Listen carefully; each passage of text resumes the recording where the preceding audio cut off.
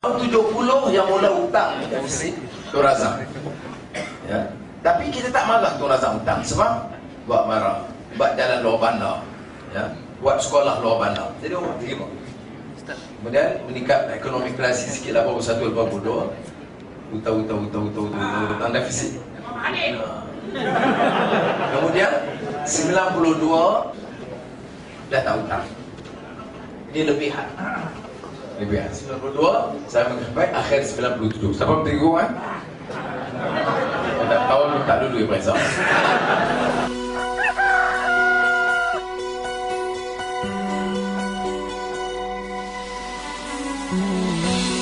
Lepas itu Anwar masuk istana Sungai Buloh.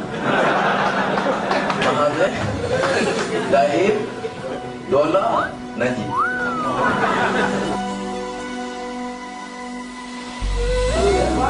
Ini figure mana? Ini Bank Negara Malaysia.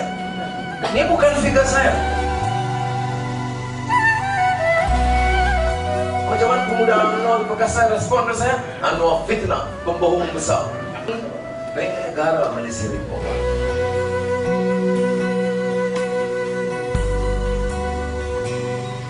It's very big. Nearly everybody in the country borrows, you know. So do you foresee Lives on debt. 500 juta macam mana nak bayar? Kalau turun macam ni, bankrupt negara. 500 billion.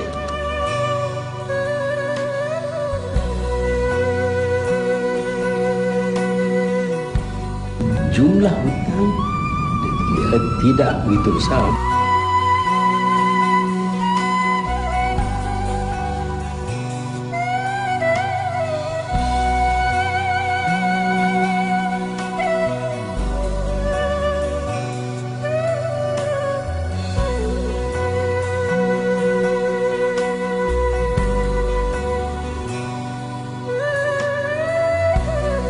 If you don't provide activity so that they will be engaged in productive occupation or jobs, then they will forever depend on credit. And that is not good for the economy or for the people also.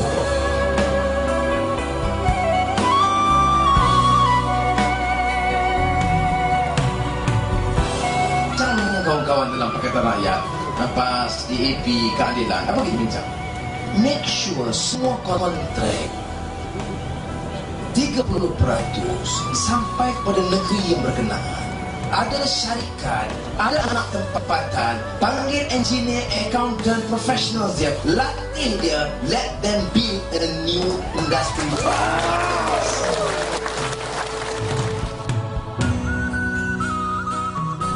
Saya juga dipanggil oleh World Bank untuk menjadi konsultan tentang accountability. Jadi bila saya duduk situ, saya pun force kan, pasti saya nak try. Tengok, ada surat daripada kerajaan Malaysia minta pinjam daripada Bank Dunia. Mula-mula marah kata Mahathir Nafi, kita buat keluar surat disahkan. Tapi orang ramai kata Anwar Bank Dunia, IMF, Mahathir anti Bank Dunia, IMF. So between the reality and facts dengan metos, menang metos kerana media dia kekuasaan.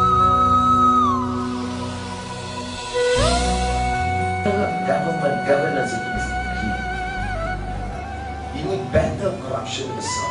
Tentu audit negara kata bocor, tiris, belajar lebih, skru sini 40 sen, charge RM8. Komputer RM4,000, charge RM18,000. Jadi tengok tiap-tiap tahun ini laporan betul kita. Berapa keseluruhannya estimate kita kerugian RM20 bilion saja. Berapa free education? Nah.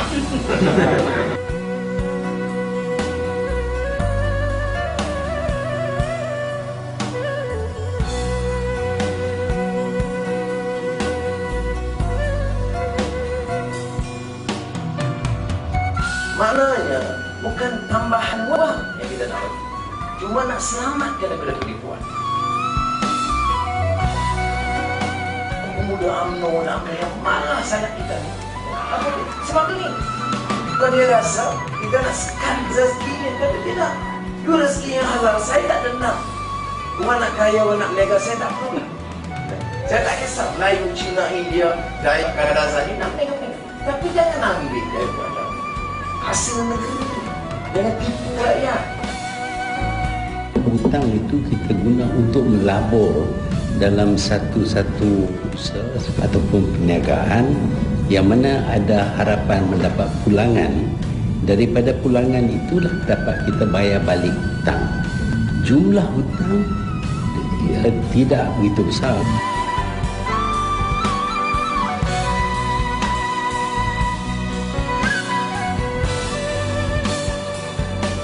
If everybody is in debt, then you're going to have a lot of problems.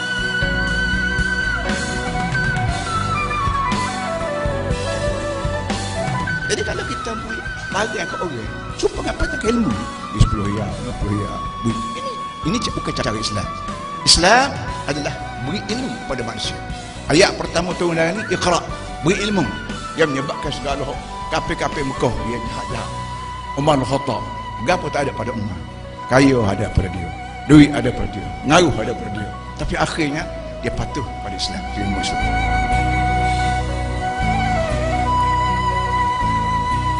Imam ada kontrak Petronas 10 bilion ringgit bagi ke anak dia, Mauzani. Nak kita mana buat apa? Sebab tu Mahathir cukup takut anak kalah sebab kontrak anak dia 10 bilion ringgit.